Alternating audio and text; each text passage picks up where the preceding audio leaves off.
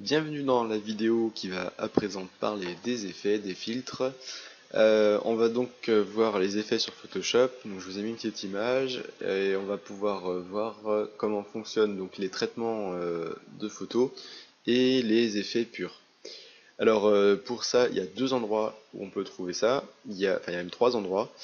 Sur les calques, donc les calques ici, je sélectionne mon calque qu'on a vu précédemment. Je peux appliquer des effets donc d'abord d'ici. Ça va toucher la forme elle-même du calque, donc on va garder que cet endroit-ci. On va pouvoir ici traiter les effets d'ombre, de lumière, les couleurs, les dégradés à l'intérieur, etc. La forme de base. Donc je vous montre quelques petites choses, hein, c'est rapide. On va aller dans ce menu-là, on va les faire un par un. Donc le bevel emboss qui va donner un effet de profondeur, voilà, donc ici on va donner un effet de profondeur avec comme un bouton, on peut régler donc à chaque fois les paramètres, hein. Je fais le tour vite fait, vous regarderez les paramètres, donc on peut donner voilà un effet de volume.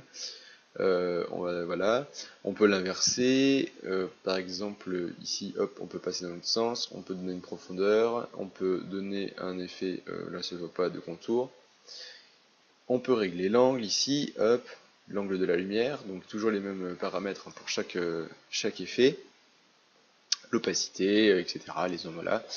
Donc voilà, c'est le bevel on emboss. On a le contour, donc le stroke. Il est plus simple celui-là, on peut juste choisir une couleur, choisir la taille, voilà. On peut régler comme on le veut, on peut choisir s'il se positionne à l'intérieur, à l'extérieur de notre objet. On va pouvoir choisir aussi évidemment son opacité. Le inner shadow, donc ça va être l'ombre interne, donc ici je vais la mettre en blanc parce que sinon on va rien voir. Je vais la mettre en normal également parce que là comme c'est en multiplication du blanc sur du noir, ça fait du noir. Donc voilà, une ombre interne donc qui se règle comme on le sent, hop, opacité ici, l'angle, la distance, on peut mettre à 0, on a de l'ombre partout. Voilà, donc la dureté du tour, flouté dur, voilà, la taille, voilà. Il y a quelqu'un qui me parle sur Facebook, c'est passionnant. La taille ici, donc pause, la distance ici, voilà, la taille ici, donc il faut peut-être que je mette un peu de distance, voilà, donc ici ça va nous permettre de régler la dureté, donc si par exemple je mets une taille comme ça et je mets la dureté à 0, on va avoir quelque chose de très flou, si je mets à 100%, on va avoir un bord tout dur, voilà. Donc ça c'est pour l'inner shadow. On a l'inner glow, donc là ça va pas être une ombre, ça va plutôt être une lumière diffuse, donc qui se règle un peu pareil, hein, tous les mêmes paramètres sont là, donc la dureté, la taille, tout ça. On peut régler la couleur, on peut régler le mode de fusion. Qu'est-ce qu'on peut dire de satin? Je ne sais pas, je n'ai jamais utilisé ce truc-là. Ça doit teinter légèrement, je pense. Voilà, opacité, distance, contour, voilà, bah, c'est ça.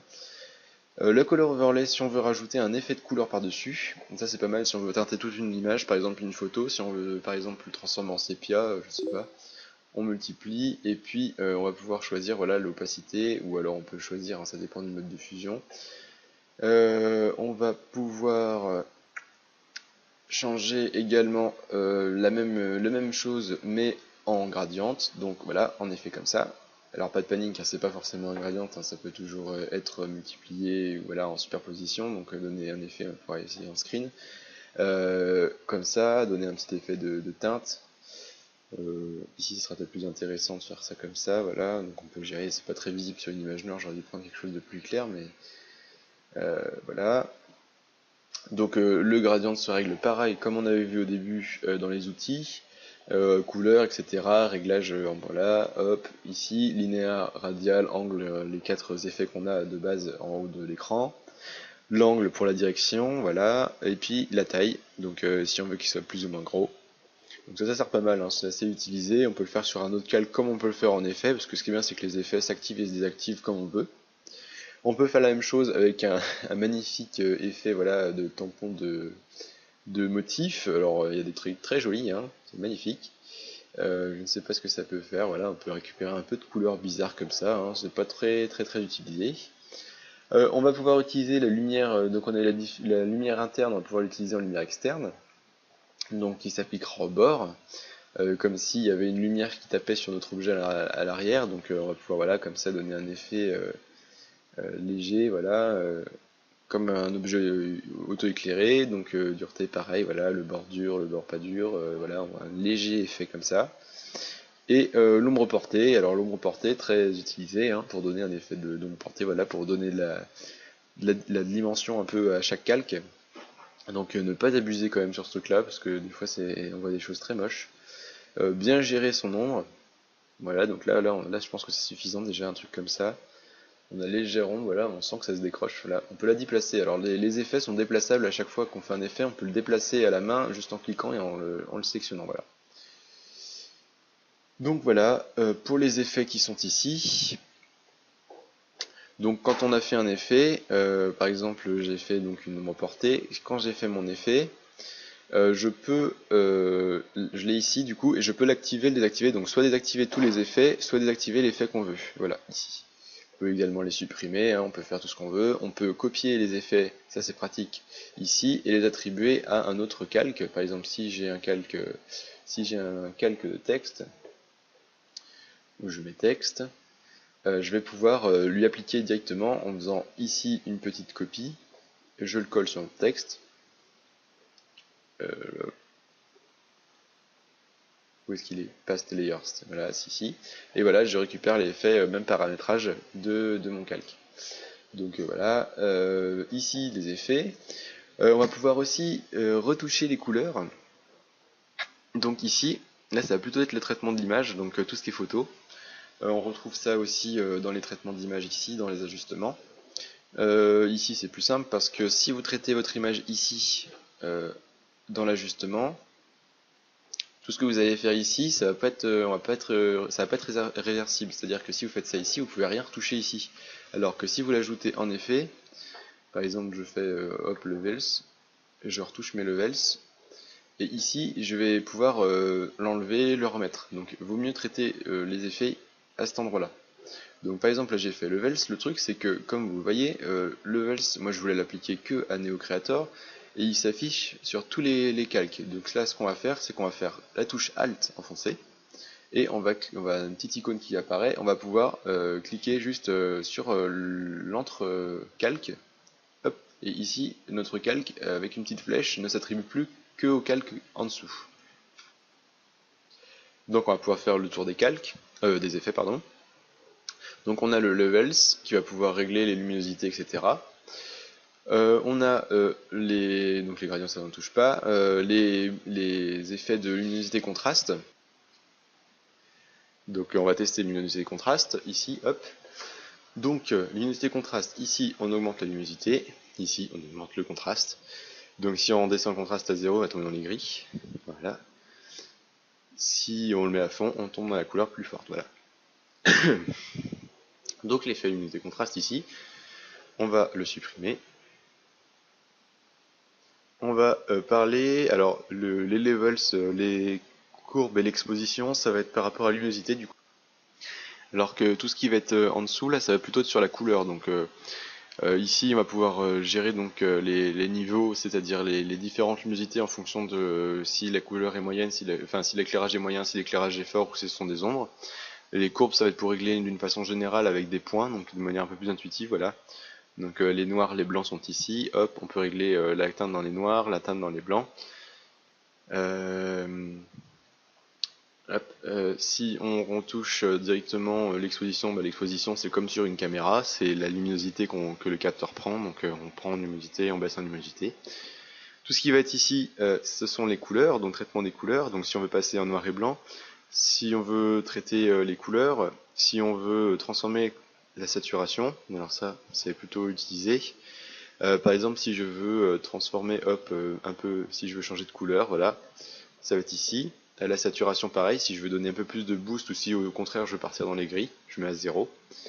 Et l'éclairage encore, donc ça revient un peu sur le contraste, luminosité contraste, là, donc là c'est la même fonction. Alors il y a une autre petite option, ça va être le colorize, qui va permettre de teinter toute l'image, parce que quand on fait ça, on retouche les couleurs en fonction de ce qu'elles sont. C'est-à-dire que les teintes, si elles sont vertes à un endroit et bleu dans l'autre, comme on a ici, si je transforme, du coup, on va partir dans d'autres trucs rose-bleu, voilà, ça change complètement. Alors que si on passe en colorize, on teinte toute l'image sans se soucier des couleurs et on va pouvoir impliquer une couleur unique à tout le monde. Donc voilà pour la saturation, teinte saturation. Qu'est-ce qu'on peut voir aussi? On peut voir ça, ce sont les autres, donc inversion des couleurs. Posterize, c'est un effet un peu spécial. Ça, ce sont les autres effets qui sont moins utilisés. Ce qu'il y a en plus souvent utilisé, ce sera tous ceux qui sont ici. Et la saturation, la couleur, la balance de couleur. Donc balance de couleur, c'est pour donner par exemple si notre couleur, on veut que ce soit un peu plus vert, un peu plus dans les rouges. Là, c'est la même chose que la saturation, sauf qu'on peut régler directement la couleur.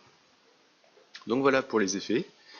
Les effets qui se trouvent ici, donc là ce sont les effets rapides, hein, il n'y a pas tous les effets. Je rappelle, c'est Alt, clic pour attribuer ça à un seul effet, à un seul calque. Au moins on peut le modifier d'ici comme ça. Maintenant on va voir les autres effets qui sont dans les filtres. Donc pas exactement la même chose, pas exactement le même traitement. Ça va plutôt être des effets par exemple de déformation. Voilà. Alors on va voir tout de suite. Je me mets sur mon image, c'est bon. Donc on a les effets de flou, le blur. Donc le plus utilisé sera le Gaussian Blur. Donc hop, voilà, effet de blur, hein, c'est moche comme mot de flou. Le filtre, donc il y a plusieurs effets. Il y a celui-ci que je viens de vous montrer. Il y a le lens blur qui fera la même chose que le flou si on fait pas le point sur une caméra. Donc ça peut être pratique si on fait du traitement d'image pour donner un faux effet de flou. Après il y a les distorsions.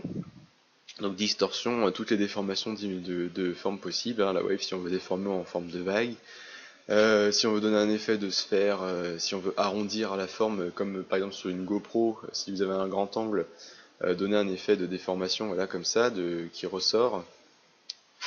Donc on peut le faire soit rentrer, soit dans l'autre sens, voilà. On va pouvoir transformer en fonction des coordonnées polaires, alors ça va être autre chose, ça va être pour des formations plus précises, on verra peut-être plus tard. Pour ajouter du bruit, c'est dans Noise, donc Add Noise, hein, si on veut rajouter du bruit, du grain comme ça, voilà, on voit un peu là, qui se transforme, hein, soit en couleur, voilà, couleur machin. Ça peut servir à rattraper des choses si par exemple on incruste un bout d'image dans une photo et qu'on veut récupérer de grain, on va pouvoir utiliser ce genre de filtre pour faire correspondre un peu plus. La pixelisation, c'est un truc que ça sert jamais. Enfin, personnellement, j'en sers pas. Donc, ce sont les effets de pixels. Hein, si on veut donner des effets de mosaïque, voilà, il y a plein de choses à régler. Il y a un visualisateur d'effets normalement ici, voilà. Et là, vous pouvez directement traiter vos effets et voir l'effet que ça donne et le régler ici. Donc, ça peut être pratique si on sait pas trop exactement ce qu'on veut faire. Par exemple, hop là. Si je veux faire un effet, je sais pas, ça fait un peu Minecraft là. Si je décide de faire ça, voilà, on peut transformer le logo en pixels. Alors, il faut trouver le bon effet, hein, parce que sinon c'est pas forcément génial. Donc tous les effets sont ici. On va avoir les effets de rendu. Alors là, ça va être pratique si on veut faire un effet, par exemple. Moi, j'utilise principalement le lens flare, enfin, pas celui-là, mais là vous avez des lens flare. Rajouter un effet de lens flare, donc c'est l'effet qu'on va avoir sur la caméra quand on va prendre une photo en plein soleil, en face du soleil. On va avoir une espèce d'effet comme ça de luminosité. Et là, du coup, si on veut récupérer le réalisme, alors là, ça se fait pas sur tout. Si on fait sur le fond, par exemple, voilà, on va pouvoir avoir un effet, voilà, ça donne ça. Comme ça, on a l'effet de soleil, voilà. Donc là, le lens flare, ici. Dans les rendus, les formes, ça on n'utilise pas trop. Ici, on retrouve les styles qu'on a vus avant, donc emboss, extrude, etc. qui sont ici, dans les FX. Et voilà, ça va être tout. Alors, petite chose aussi pour ceux qui aiment bien faire des textures. Je pense à ceux qui font de la 3D comme moi. On utilise une petite chose bien pratique, c'est l'offset. Donc, c'est-à-dire que quand on fait boucler une image, par exemple, si je veux faire un dessin comme ça, non, peut-être que je me suis plus là, voilà. Si je veux faire un dessin comme ça, hop ici, et que je veux faire boucler mon image et que je veux qu'elle reparte dans l'autre sens ici, et que je veux que du coup ici corresponde à ici et que ici et ici correspondent à en face. Pour bien régler ce genre de choses, je vais aller ici dans le filtre, dans Other, donc les autres, et Offset, ça va être décalage ou quelque chose comme ça. Et là du coup je vais pouvoir faire tourner mon image, déplacer voilà comme ça mon image. En fait, il reprend les pixels d'un côté, il les remet sur l'autre côté, et du coup on peut voir la correspondance ici pour pouvoir régler, pareil en vertical. pour pouvoir régler les choses comme ça. Donc après, si vous calez à peu près et que vous retouchez avec un outil tampon, du coup vous pouvez faire correspondre et faire une image qui se boucle. Donc ça peut être aussi utilisé, pas dans la 3D forcément, mais si vous faites un fond d'écran et que vous voulez faire quelque chose de bouclé, voilà, une texture, vous pouvez faire ça. Donc c'est dans filtre, other et offset. Donc voilà, on a fait le tour des effets, on a à peu près tout vu, hein, les bases. Après, si vous voulez, vous allez visiter directement le menu, vous essayez, vous faites des petits essais. Voilà, j'espère que vous avez toutes les informations qu'il vous faut. Si vous avez encore, comme d'habitude, des questions, n'hésitez pas à mettre un petit commentaire et puis je vous répondrai.